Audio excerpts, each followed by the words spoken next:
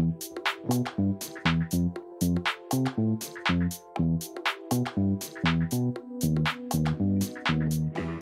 friends, I am Preeti and welcome to our channel Crazy for DIY.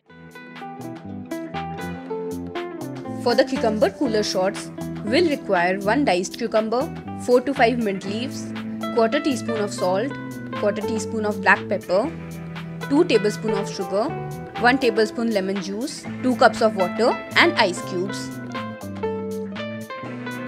First we'll add the cucumber, mint leaves, salt, black pepper and sugar in the mixture and blend them for about 30 seconds. Now we'll strain it and discard the remaining pulp. Now add the lemon juice, water and the ice cubes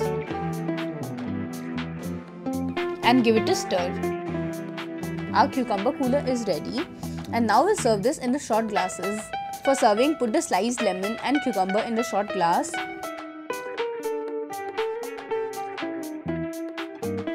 And pour our cooler drink in it. You can also decorate with mint leaves on the top. So our cucumber cooler shots are ready.